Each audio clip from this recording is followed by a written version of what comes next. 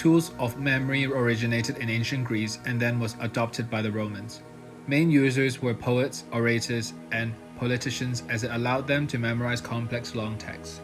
The main principle was to attach parts of the text to specific geographical locations, well known and frequently visited by the user.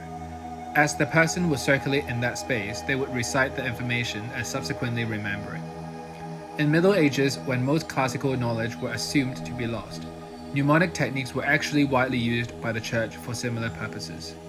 Moreover, architects of Gothic churches created specific spaces to act as physical shared manifestations of memory palaces.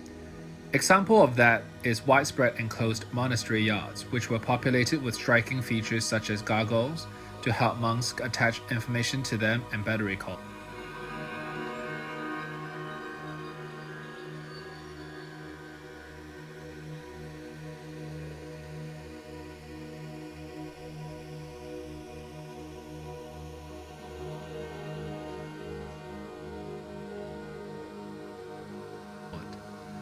As the Age of Renaissance began, many artists and engineers took interest in the method of loci.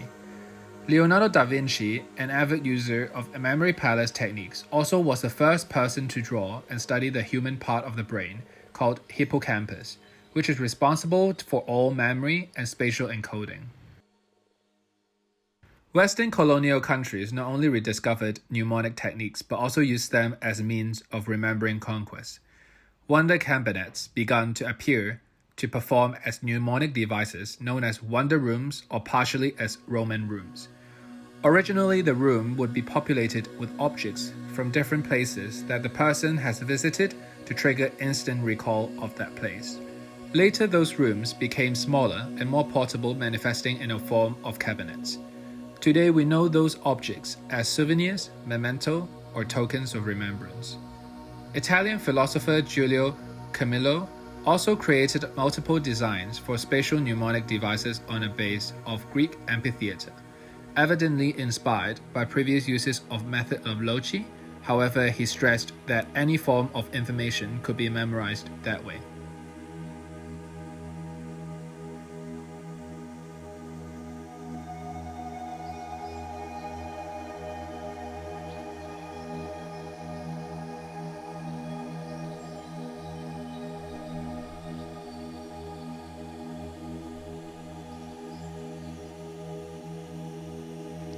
Theater of memory can be considered one of the first attempts to purposefully display information in real space, contrary to imagined spatialization practiced by Greeks.